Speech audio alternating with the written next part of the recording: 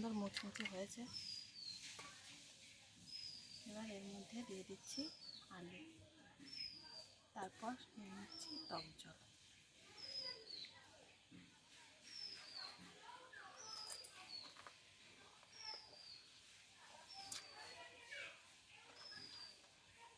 দারুণ হয়েছে খেতে। তোমরাও ঝটপট এইভাবেই বাড়িতে বানাও আর কমেন্টে জানাও রেসিপিটা তোমাদের কেমন লাগলো।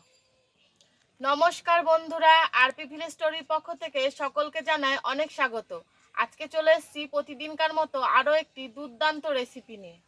আজকে তোমাদেরকে বানিয়ে দেখাবো ফুচকা। আর এই ফুচকাটা কিন্তু একদম সহজ পদ্ধতিতে তোমরা ঘরোয়াভাবে বাড়িতেই তৈরি করতে পারবে। তো তার জন্য দেখো আমি 1 কাপ সুজি নিয়েছি।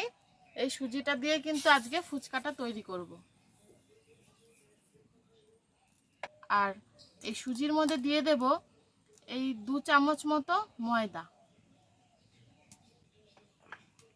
এবারে কিন্তু এই সুজি আর ময়দাটাকে খুব ভালোভাবে মেখে নিতে হবে। আর এটা মাখার সময় কিন্তু নুন ব্যবহার করিনি আমি, তোমরাও নুনটা দেবে না, তাহলে ফুচকাগুলো একদম মচমচে হবে। আর এটা একটু পাতলা পাতলা করে মেখে আধা ঘন্টা মতো রেস্ট রেখে দেব।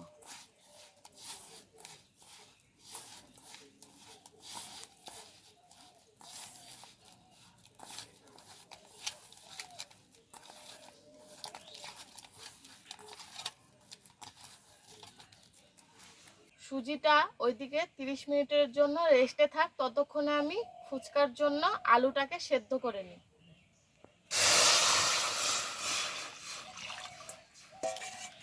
আমি ফুচকার আলুগুলো দেখো এরকম ছোট ছোট করে কেটে নিয়েছিলাম, তাহলে সেদ্ধ করতে খুব তাড়াতাড়ি সেদ্ধ হয়ে যাবে। মধ্যে দিয়ে দিচ্ছি অল্প একটু নুন।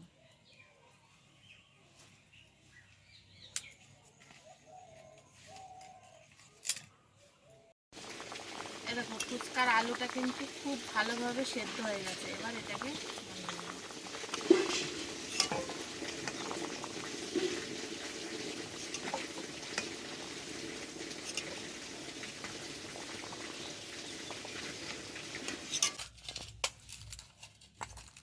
তেলটা ওইদিকে গরম হতে হতে আমি ততক্ষণে এই সুজিটাকে আবার খুব ভালোভাবে আরেকবার মেখে নিচ্ছি।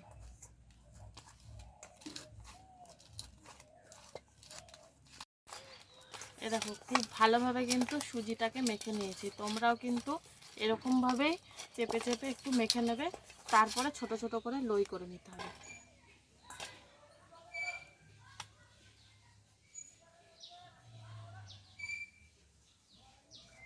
এরকম ছোট ছোট করে লই করে নিচ্ছি।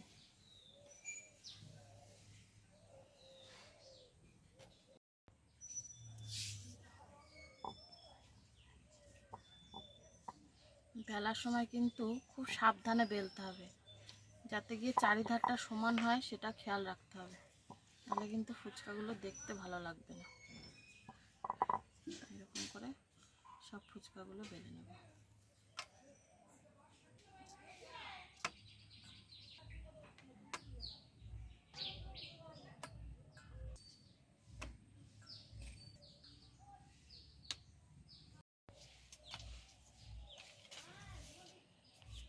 ফুচকাগুলো ভাজার সময় কিন্তু উনুনের আঁচটা খুব বেশি হবে, আর তেলটাও কিন্তু খুব ভালোভাবে গরম করে নিতে হবে।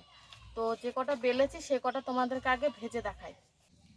ফুচকাগুলো কিন্তু হাতের মধ্যে এরকম করে প্রথমে সাজিয়ে নেব।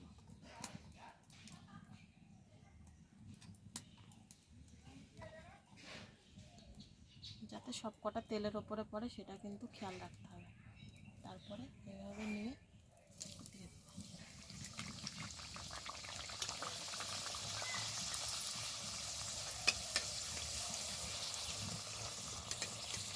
কত সুন্দর ফুলে উঠেছে। একটা ফুচকা একটু কম ফুলেছে, অসুবিধা নেই, বাকিগুলো কিন্তু খুব সুন্দর ফুলেছে।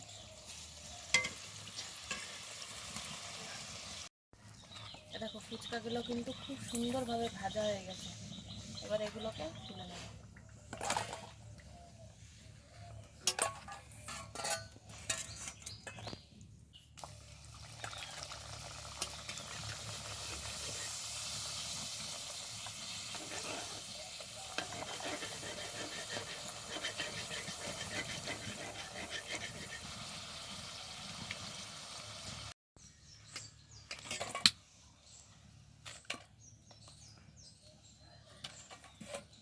কত সুন্দরভাবে ফুলেছে আর একদম মুচমুচে হয়েছে, কোনোভাবে দেখে মনেই হচ্ছে না এটা ঘরে তৈরি।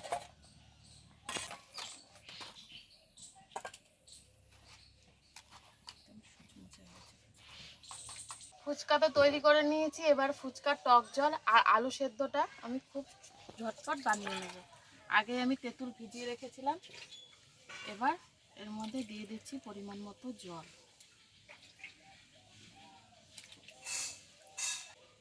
দিচ্ছি পরিমাণ মতো নুন, দিয়ে দিচ্ছি অল্প একটু জিরে গুঁড়ো আর একটু চাট মশলার গুঁড়ো,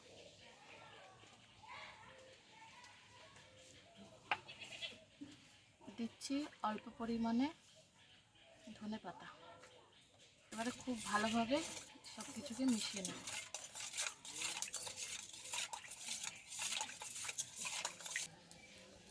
এবারে আলু সেদ্ধটা রাখছি,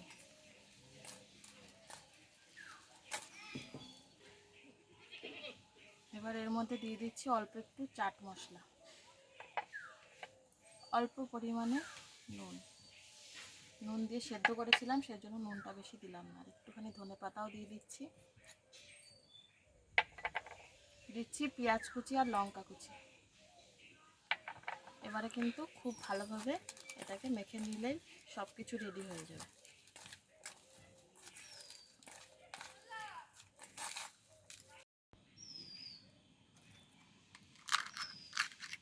দেখো কত সুন্দর মুচমুচে হয়েছে। এবার এর মধ্যে দিয়ে দিচ্ছি আলু, তারপর নিয়ে নিচ্ছি টক জল।